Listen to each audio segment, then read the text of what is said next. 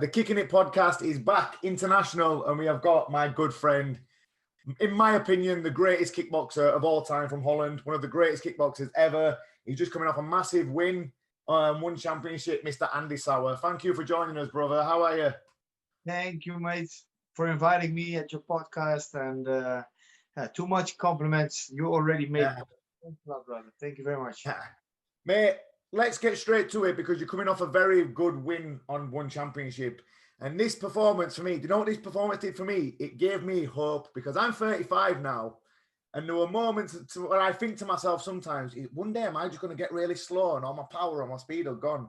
But in that last round of your fight then, Andy, you looked absolutely back like you did in your 20s. Your combinations were fluid, they were sharp, they were fast. Can you just talk to us about that performance and what you thought about it?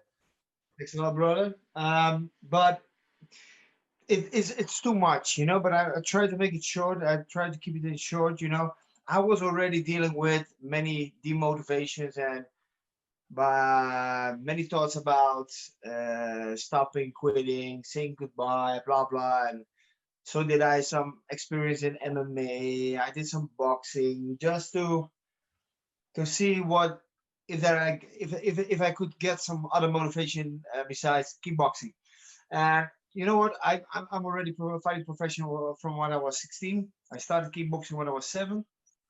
And of course, in the way up, there is always demotivations, getting in trouble. And as you do also, you had many fights, and I got a lot of fights too.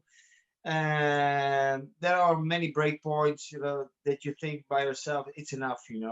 So after the MMA flirting moments, it was around Yeah, that's right, flirting, yeah. I was flirting with it, I really liked it, by the way. I was really motivated, but on the end, it was the same. You need to lose weight. There is some pressure, the fight pressure, and eventually the fight itself, and so there was a question to come back to the kickboxing world, and if I wanted to fight against Typhoon Oscar. And to once again, to make a long story short, we call it the cookie was done. Yeah. It was like there was no motivation at all. And to be honest, I don't want to take all the glitter from the win from Typhoon, but I didn't have it anymore. And we call it the cookie was. I ate the cookie. It was enough. It was done. Yeah. Well, you've done everything though, so I'm not surprised that you felt like that because you have literally done everything there is to do. That's true, but I think you have the same. It is some fighters can motivate you. Some fights or some titles or some leagues, some competitions can get you to a certain motivation. But I was really, like you said, I was really done, and I took it like a man. I thought, you know what, I'm done with it. It's done. But then my kids came home from school, and I hear that they didn't provoke them, but they were, I saw they were hurt, and then I got I didn't know what it was like. Is it angry? Am I angry, or do I feel some fire to come back or something? And in that time, I was already putting some money into another company, totally different than sports, and I was losing money, to be honest. And after 3 months, still the fire was coming up. Every time I looked back and I was thinking about the fight against Typhoon, and eventually I thought by myself, no, there's still some fire somewhere, because or else I couldn't place the right feelings in the right order, So what I did, I said, okay, maybe there are some opportunities. So I called my manager. So look if there is any chance to fight somewhere and blah blah blah. And then eventually it came back to me, and one championship were interesting in me. Once again, to make a long story short, I signed a contract, and I was happy again. Just one more time, the opportunity to see all of Asia, and one of the greatest in that moment, in my opinion, one of the greatest organizations or biggest. Eventually, they are already now, And I was motivated again. But once again, I was dealing with some problems with the other company, and it was really bad. So I fought my first 2 fights, and they were really a shame. The first one against Anthony Yokonawa, I I cannot pronounce his name pretty well, but He was I'm a bit trying. the awkward guy when he was tall and awkward, and From America, you know. yeah, yeah, yeah. And he was running away a lot, and I was chubby. I fought for the first time as heavy as I did ever was on 76, almost 77 kilograms. So I was chubby, I was lazy. Not lazy, I was sloppy, and I was fat and not as fast. And then against Jotse Klei, and I wasn't motivated again. Still in problems with the other company. And after that, I got injured. And then we Yeah, you met got each your other. eye. Remember? Yeah, and Yeah, my yeah. was broken, the skin of my eye. And then I 1 week afterwards, after Japan, I met at you, and I still got the fire back. While I was motivated for the first two fights, due the problems that I had with the other company, and then I saw you all guys, you know, and in some way it motivates you. Chatri motivated me, the whole thing, all the atmosphere, the things that we got back from them, remember? Yeah, man, that was an amazing weekend. Absolutely brilliant. All right, it was Yeah. unbelievable. So just for anyone who's listening, what it was a retreat that One Championship put on for all their top athletes from all around the world. So it were all of us together, and they put amazing activities on for them. We just had a brilliant 3 or 4 days all together. All the One Championship team and all the other amazing fighters from kickboxing, from Muay Thai, from MMA were all together in an amazing retreat. And yeah, it was just amazing to just be around so many other top level athletes, wasn't it? Yeah. And in a perfect country, of course, Thailand, sunny. We got the learning process. We got speeches. Yeah, we had fun together. We Yeah, had some games. yeah, yeah. It was awesome. So I did. God damn, what did I do? 2 losses in a row, including the Typhoon Oskan losses.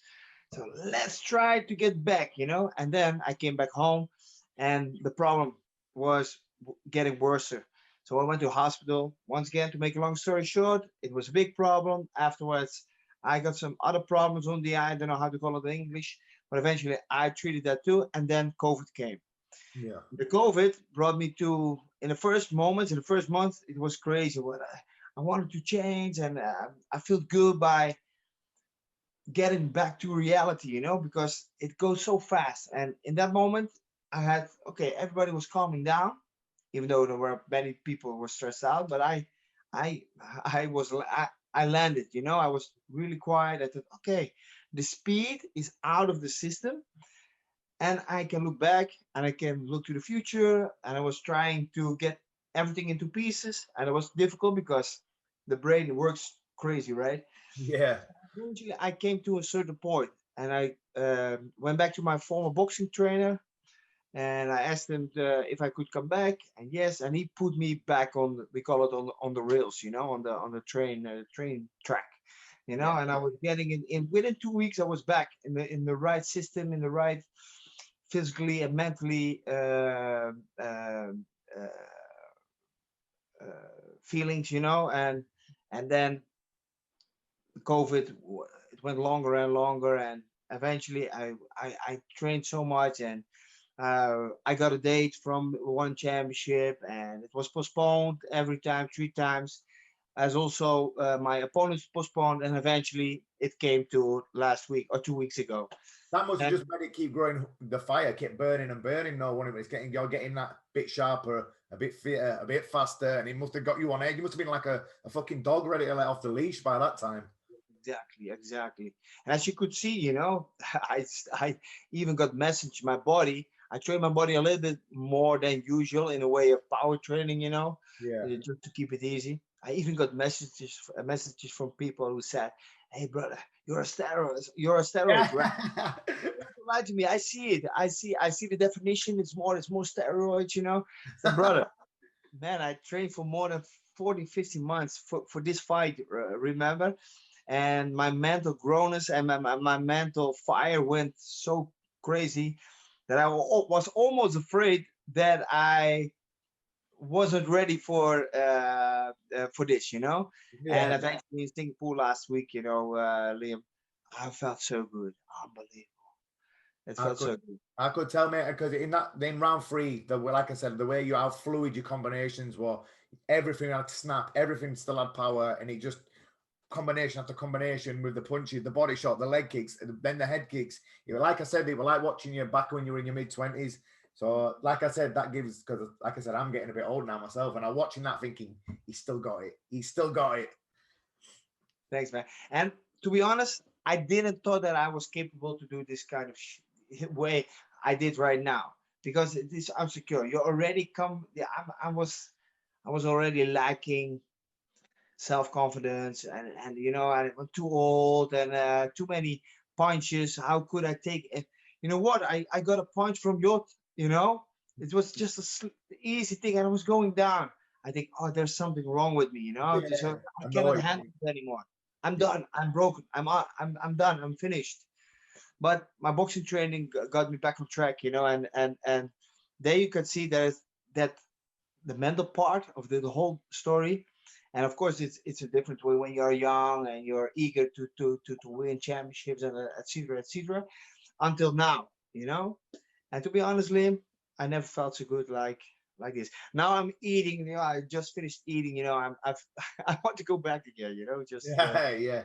for a couple of weeks. I just want to come back because, like I was saying about your combinations in that round 3, then you've had nearly 100 knockouts on your record, I think, haven't you? Which is ridiculous. Have you had 100 or close to 100? Is that always been, ever since you started out, was that always your style? Because obviously the Dutch style is renowned for aggression, but there aren't many fighters who have got 100 knockouts on the record, because that's crazy. To be honest, Liam, I just have like 200 semi-pro and pro fights. So I was already starting when I was really young. Like 7, I started with kickboxing. I was 8 when I just fought I fought my first fight, and I didn't count them. So since I was 14 or 15, I was fighting in England, by the way, man. And we said that I was 16, so I could earn some pounds. And I was already fighting semi-pro. From that on, I was counting. And when you're younger, you have more easier fights to say, Yeah. and so the knockouts came from that. And to be honest, brother, I'm not a real hard puncher. You see, I'm not the muscular. I'm not a power hitter. But I think my game, the way I fight, it makes people get tired. I hurt them, and Yeah. I have some consistency in the way I fight. My system is a lot. It's fluid. Everything you do is just fluid. Yeah, it's equal to consistency. So Yeah. what I do is consistency on the right moment, on the right timing, and I keep on going with that. And eventually they get tired or painful or whatever. And of course, the pressure is really important in Dutch style, like, as you guys, even though you are an aggressive fighter, or you are pretty standing straight up. I'm standing straight up, but well, like the Dutchies are going forward, and some, You've got more lateral movement and stuff as well, the Dutch style. And yes, exactly. it's Some are a combination of shots. That's what it is. It wears you down. It's there's so many different stuff coming at you. It's hard to defend. You go to the head, to the body, then finish with a leg kick, and yeah, that's what he did beautifully in that round 3 of that last fight. The body punches, they were sickening. Yeah, man. Thanks a lot. I was trying. I'm not the best boxer. I'm not the hardest hitter. I'm not the best kicker, to be honest. So what I need to do, I always thought, it's like a game, like PlayStation or something. Yeah. When you see fighters, you see them, they're good at boxing and less in kicking or whatever. I think if I can do everything pretty good, besides clinching, there was always a bad thing, but I didn't like it. So that's why I did that. But to be honest, I was trying to get the most percentages in everything I could do. And then it was a thing by combining everything, So speedy Yeah. hands or one-sided or two-sided punches, I want to make aggression because that doesn't cost that money, that much energy. So, and the low kicks, I'm not tall. I don't have big legs like you have also, So the low kicks are the easiest and the fastest way to kick. And there, the advantage of that, is that kicking on the legs, the fundamental thing of the body, the fundamentals of the body. If you heard them, I don't talk too much, or else we're gonna. I know. Let me ask you. I want to ask you about your early career, because obviously it was in Japan what rocketed you to superstardom when you won the K1 Max. But before that, you win shoot boxing in Japan first, a shoot boxing tournament. Yeah. What is shoot boxing? I've always wondered this. Is this like kickboxing or Muay Thai, but you can slam as well? Is that what it is? It's just like you can throw, like all the judo throws are allowed. And also you can also when you put your knee on the ground, it isn't allowed anymore to put your knee on the ground by purpose.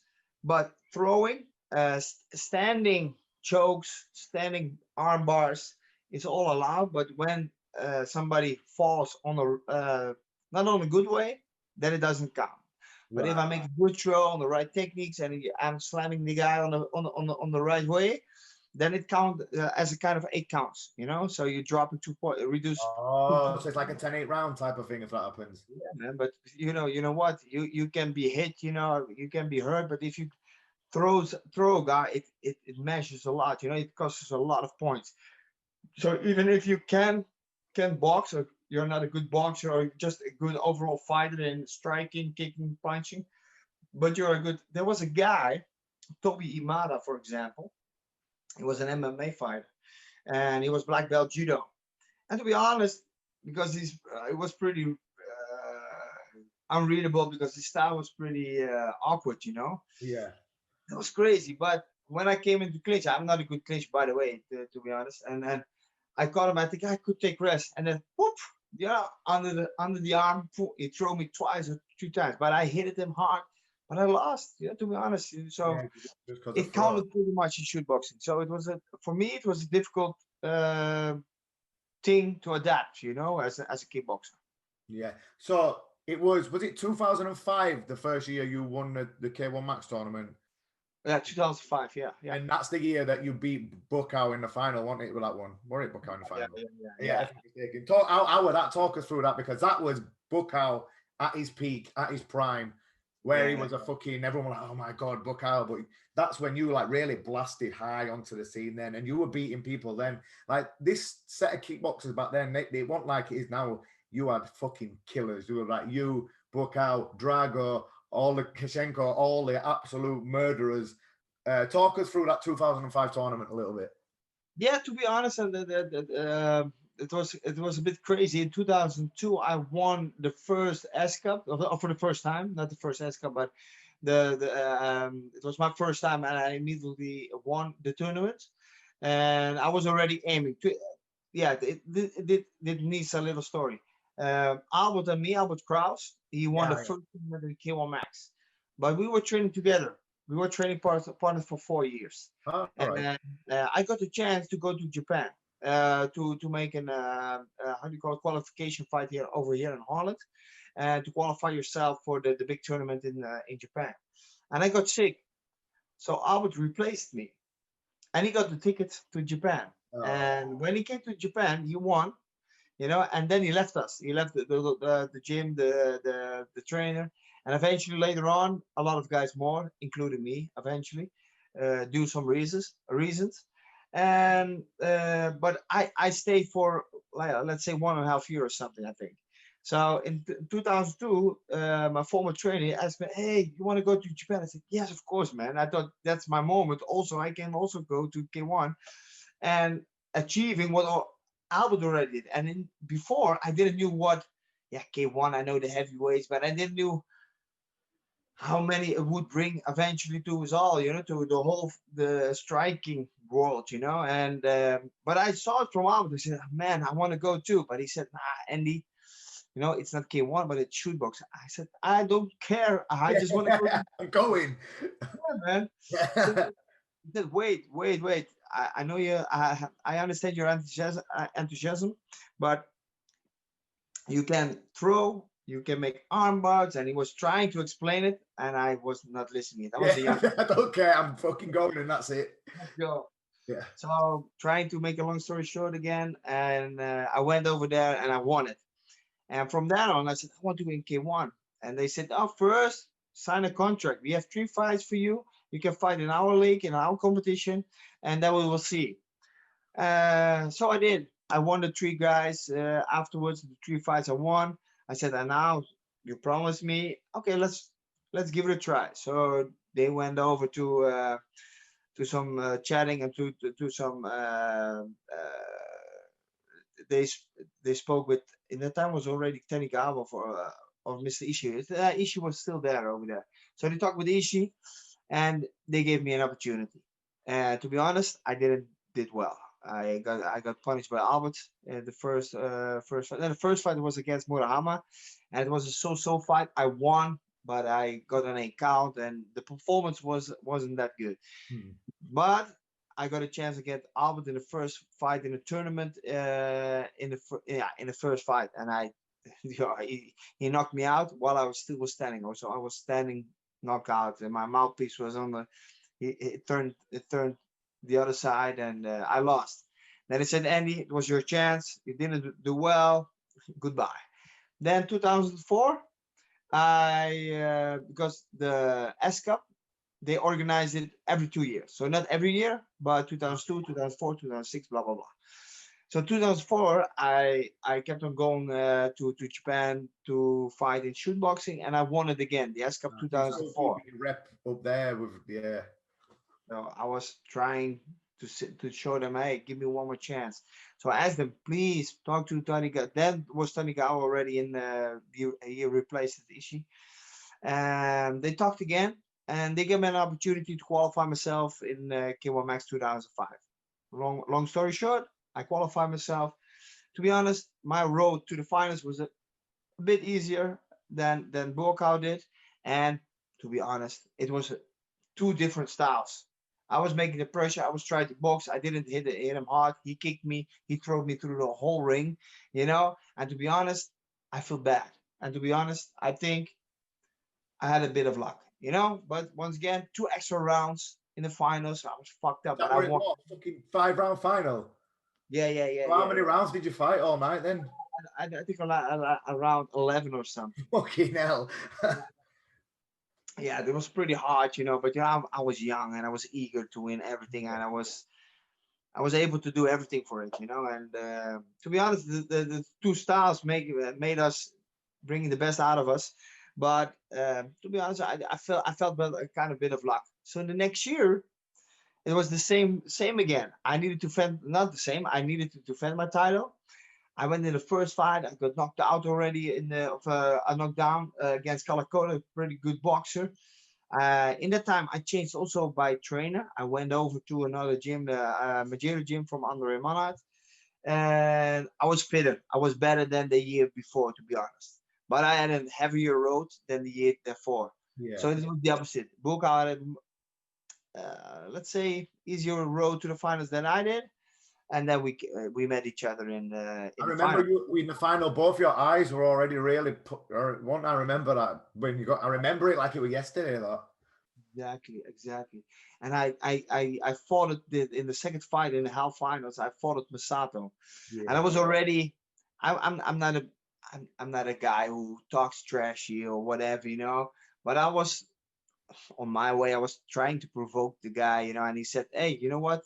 Stay in line. There are so many fighters who want to fight me." I said, like, Masato, that was my chance. And I could fight him in the half final, and I won.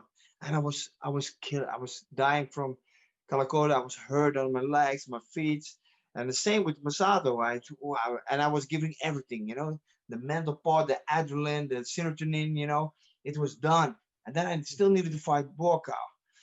So I was so hurt at my legs because Kalakota was a boxer, so I needed to kick on his legs, you know. So, but the guy blocked somewhere. I didn't expect that he should block, but he did. So I was pretty fucked up, and I was trying to dance at my walkout, yeah, and I was trying to dance. Like, oh fuck, I cannot dance. And then I needed to fight Boca. And in my opinion, the first round, I thought, man, it was so shitty. I thought I looked bad, and I for my feelings I couldn't move that well. But eventually afterwards I saw it on the video. I thought by myself, oh, it wasn't that bad. And I thought I lost the first round. And then but I was so empty, Alim. I was done with my concentration and everything. And then I felt something hard. I thought it was an elbow, and I wanted to complain again. And I was watching the ref. And hey, did you saw that? And before I could Yeah. say that, he You got me fucking, already. yeah, I remember you fucking whacked it. Yeah. But So that was that was the year after though, you came back and I think you beat Kraus, with Krishenko, and then you got Masato in the final, wasn't it? yes. That must have been because you already said about wanting to fight him. You must have been so fucking up for that final against him. I was already fighting him in 2006, by the way, before Masato or before Burka, Okay. and Yeah, that yeah. was already my.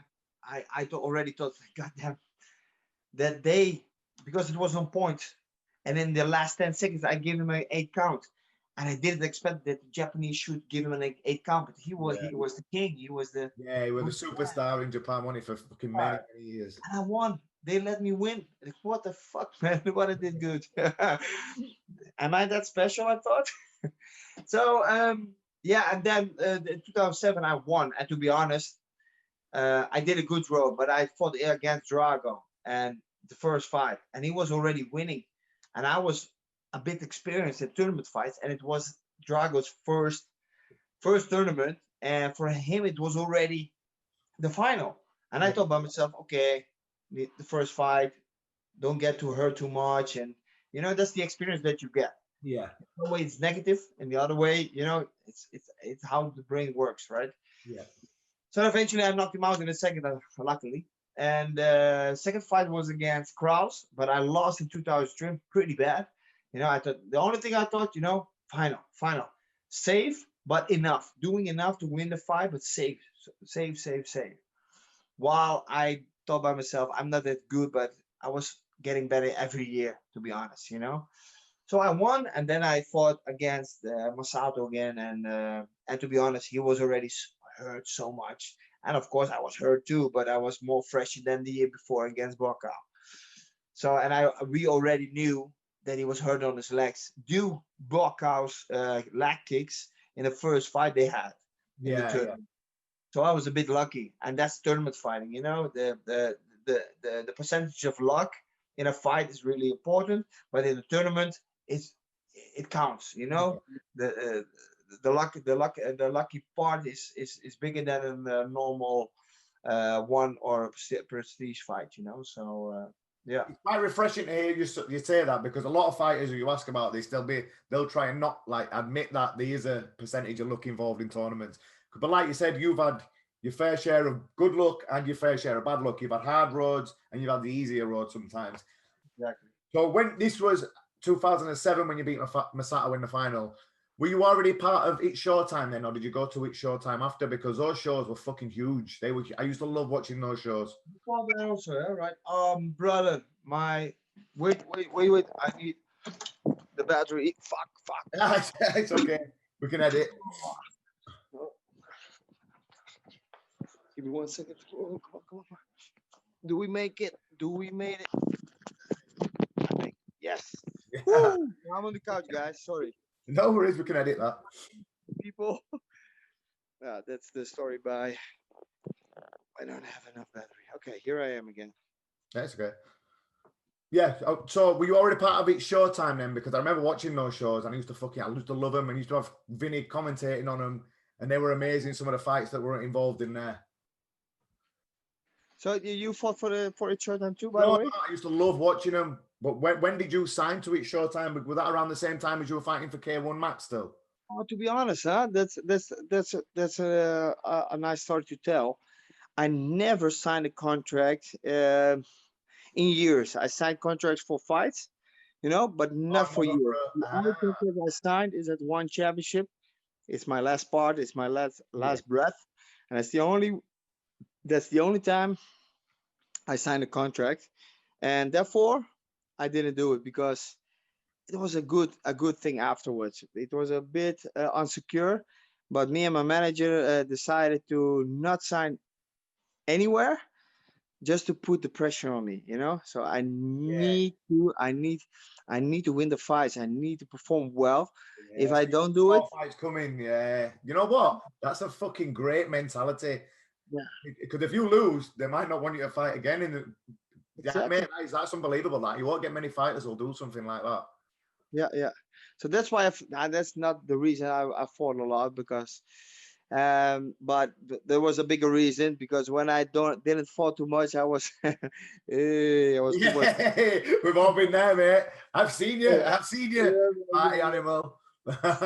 Well, my manager said, fight as much as you can, and for him it was probably also an advantage. That the more I fought, the more money.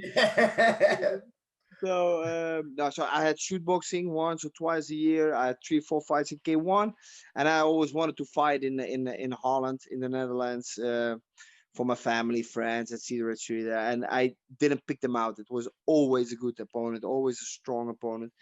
So it was pretty harsh, the my career. Yeah, exactly. But you are the same, right?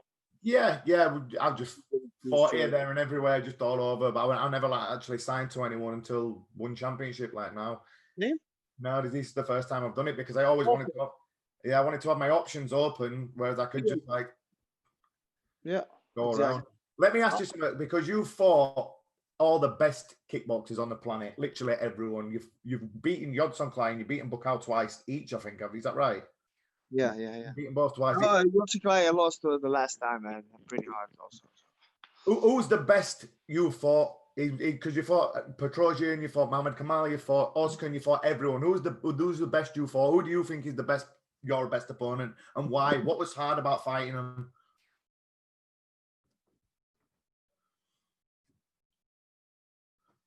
Oh no, Is he gone? I don't know. I think we lost. We lost. Is he there? I don't know if we And lost. of course, yeah, Nice, back, back. He's here. Sorry, you went off. You went off a second, and Andy. We'll edit that back in. did you hear me? Ask that question again, Liam. Yeah, I'll just ask that again because it went a bit funny then. You fought all the best kickboxers on the planet. You've Bukau, Yod, Oscar, and Petrosian. You fought everybody. I just wanted to know who you think was the toughest to fight and why, and what worked against them and what didn't work against them, and why was it so hard to fight?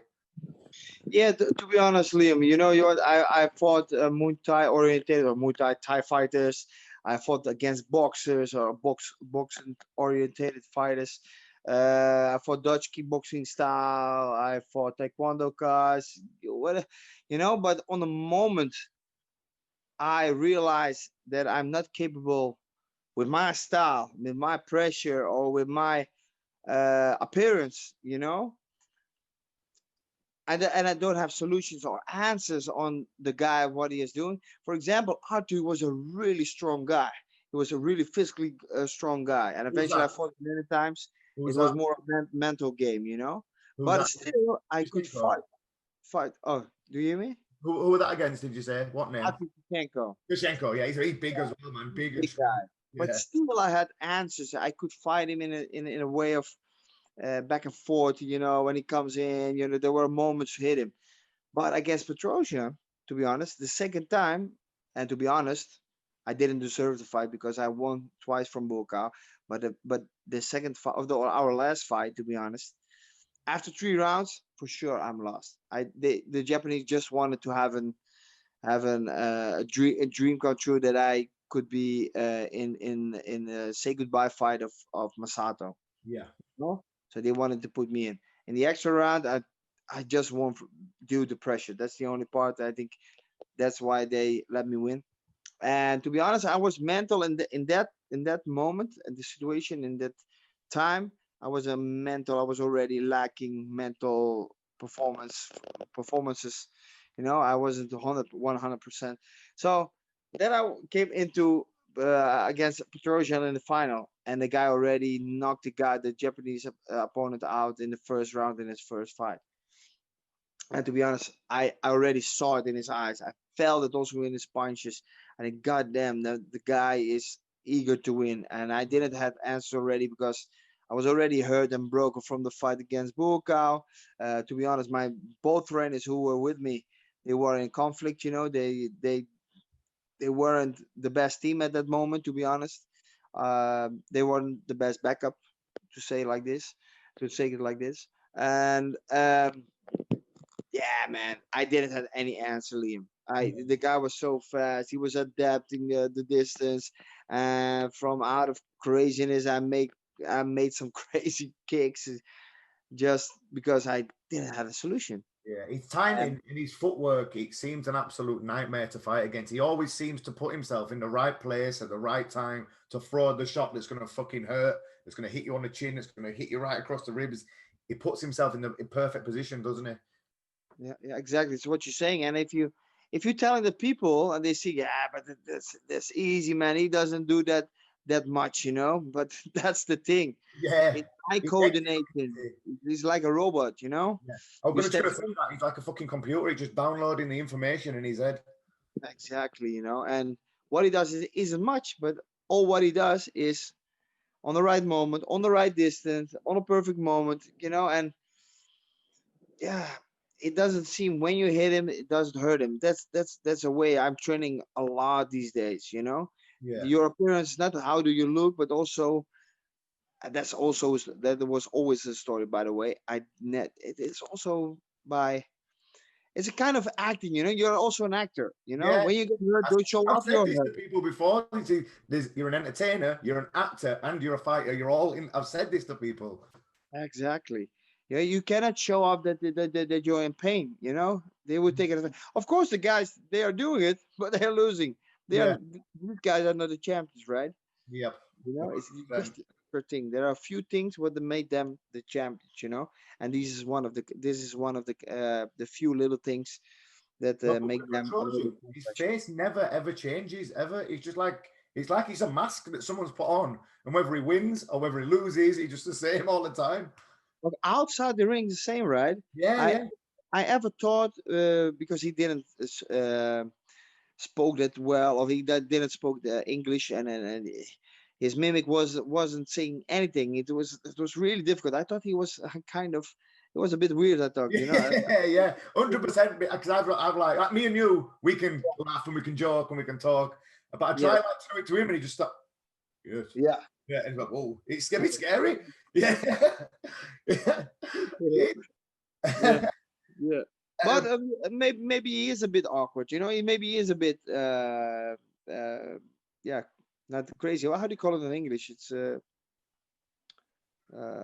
have a name in that in Holland. You know, so they are really focused. If they do one thing, they give 100%. You know, so they are yeah, really a bit like autism type of thing where they can, autism, kind of yeah, kind of autism. they focus Exactly. on one thing and that. But Yeah, exactly. he is a genius. My favorite fight though of yours was against one of my old opponents, and it was fucking insane. Muhammad Kamal. That You fight, fought him. mate. Oh, you That fought him, fight, by the way. yeah. I fought Muhammad Kamal. He was a little bit too big for me. I lost on points. It was a good fight. Though. It was a really close fight. I Yeah, enjoyed it. It was a good fight. But that fight you had with him, mate, was absolutely yeah. crazy. Because you nearly knocked him out and fucking, but he survived, and that was a great fight. Talk us through that fight because I love that fight. And if anyone who's listening now wants to watch an absolutely unbelievable fight, Andy Souwer versus Muhammad Kamal, was that on Showtime or? No, it was WFL from Melvin Manuf. Yeah, yeah, yeah. Watch that fight. It's unbelievable. Talk us through that because that was crazy. Yeah, it was officially it was my say goodbye fight before I Yeah, went to MMA, and yeah, Melvin, we're good with each other, you know, and we are friends, and he just had his own organization, and he want to have a good fight, and he asked me, yeah, if you're saying goodbye, you know, please let me be your guest, you know, be the one who can provide the fight against Moji Kamal, because he said, yeah, I know Moji Kamal. He's a big guy from Amsterdam. You know, he's really famous, and yeah. you I know, would it get a would lot be of a good interest. fight. Yeah, By selling is just like a promoter has to do, and yeah, and for my feeling, I felt it also like that. You know, I felt like this is gonna be my last fight before I go to MMA. So I gave everything, but to be honest, it was already a really pressureful and loaded fight, because the a lot of people from I'm from the south of Holland. We are not that big, our country, but we are from the south and they are from Amsterdam. And in our opinions, even though I trained for 8 years in Amsterdam and I love Amsterdam, by the way, but the guys are we call it they have big mouths. And we are the farmers. We call it. You know, we are under from the yeah, south and we are yeah. more relaxed, and you know, we are more normal people, and they are the arrogant peoples, you know. And there were already stories about gambling and yeah, over and over, blah blah blah. So it was a bit, it was a pretty hard fight already before the fight. Yeah, like So a we, like a bit like a bit of bad blood type of thing. yeah, it was, but between us, it was okay. You Yeah, know, it was just around us, and I'm not the type of guy. who were talking trash, like I said before. But but I felt it, and he felt it also. And yeah, we made a good fight already in the in the first round, and we went off. And after 2 minutes, I hear the bell. I thought, oh, that was a fast round. But they stopped it because there was already a fight going on besides the In the crowd, right? yeah, Yeah. typical Dutch, I think. Maybe in English it's also the same, but so they were fighting. So I thought the round was already gone. And Joop, the referee, Joop Ubeda, he called us back. He said, no, no, no, no, it was, you have to go on. But he was thinking also the round is done. But he heard from the jury or one of the judges, he heard that we have to go on. So we went on. So it was already awkward to go on again. Okay, we have to finish. So after a minute, the first round was done. And the second round was over and over. And in my opinion, my feeling, I was growing in the fight. I was getting the overhand. I was getting the fight. And in the third round, I I saw that he was tired. You know how it feels. You see it, but you feel Yeah, it. You hear it. You hear his breathing. yeah. Then he came. Suddenly he came back in the third. God damn, the motherfucker's going hard. Yeah, he has, mate. It's tough. I was trying to get over it, but I couldn't. And suddenly he was walking in front. And when I see guys walking due conditioning or because they are tired, you know, I think, okay, that's I love because we call it. Then they are coming to catch something from you, Yeah, So yeah. we call it in Dutch. We say they komen ze halen. They come and get it. They Right. want to try. They want to go hard before you, but that's the most stupid moment to do because then I'm getting sharp of it. I feel it. I see it. I see them stepping. The pattern is so easy to read, and kaboom! And there was my overhand, Yeah, and it was wobbled. yeah, yeah. And yeah, I was already having yes. There's still a few seconds to go. I'm gonna finish it. So everybody was screaming, and I was going. The bell was already ringing, and I didn't hear it. I went on, and afterwards, Moji said, "Man, for 2 days, I can't remember for 2 days." I'm so sorry, but Yeah, if anyone serious, everyone needs to go watch that fight because you will understand what he means when he says you can't remember anything for 2 days when you watch the fight. yeah. I won't want to keep you for much longer, mate, but I just want to ask you just before we go. Now that the fire is back, where do you see your career going from here? Are you just going to wait for the call again from one championship, keep yourself in shape, and then when it comes, you're going to be ready again? Is that how you're going to go from now? Do you see yourself having a set amount of fights, or are you just going to see how it goes? You know what, Liam? When I decided with my family, with my wife and kid, especially with my wife and kids, I said I'm just gonna try to do it one more time, just to find the right trick and try to get the title. That was the first moment I said that's I'm aiming for. In the COVID period, so we are talking about the last 14 months. When I started in March, the COVID came. I changed it a bit, I felt so good. I got my confidence back and my kind of style, the fitness. I got it back. I said, you know what? In this way, I already could say goodbye. So if I should lose a fight right now, I know I did everything for it. Yeah. And that doesn't mean that I was bad or whatever. I'll make sure that I'm more than 100%. And if I lose, then the guy was just better. Yeah. you know. So No I'm not aiming excuses, for a nothing title playing in your anymore. mind. That would be yeah, that would be a cherry on the cake, But I changed it a bit, In the first period when I started, I was a really eager and enthusiastic, and I thought, "Oh, I'm gonna make it." But now I changed it a bit, and I feel comfortable because I don't put too much pressure on myself by it. But yeah, as you could see, I feel good. The next fight needs to be a better opponent, in my opinion. Not too much already, because then the jump is too high, in my Yeah. opinion. And then I still have 3 fights to go, Liam. And my third fight, I just want to have a good fighter, the Gregorians, Petrosians, the Typhoons, whatever, one of these guys. And then my contract is done, and then we will see if I'm really on the same level as I am right now. I will sign one or two more fights again, but it won't be really. It doesn't gonna be really long anymore. Yeah. Max 2 years, max. Yeah, mate, that was massively inspirational listening to your story then, and just your mindset and how you've come back from other things. I really appreciate you coming on and sharing that with us all, because I love that, and I could talk to you all day, but I don't want to keep you for too long. Yeah. Vinny told me to tell you before you go, though. Vinny said, make sure you tell him I think he's Holland's best ever kickboxer, and ask him why he gets naked when he's had a drink. Where a drink. Yeah. I should be a good British guy. I should be I would fit to you guys.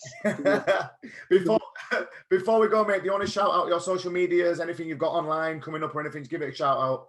Okay, guys. The shout out to everybody who helped me in the last period, especially my boxing trainer Ron Rovers, my mentor coach VJ, my power trainer Mike from station 073, and all the guys who helped me out. You know, also with the financials, the sponsors, and most of all, my family. One more thing, Liam. One more promotion. Yep. I just started my app. That's not so important. Of course, it will be important, but I also am going to start the 1st of January.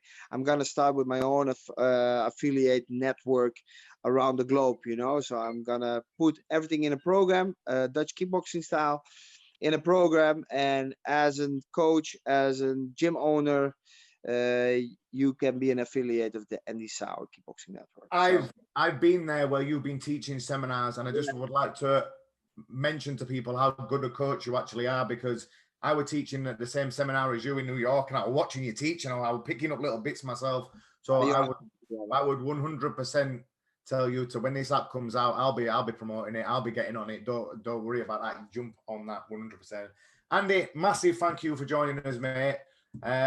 Good luck in your next fight, and hopefully we'll get to fight on the same show in one championship, and we can go drinking around Singapore somewhere together. Mate, thank you very much. I'll speak to you soon. Yeah, I appreciate you guys all. Thanks, Liam. Hope to see you soon, and have fun, guys. And Merry Christmas and Happy New Year. Merry Christmas.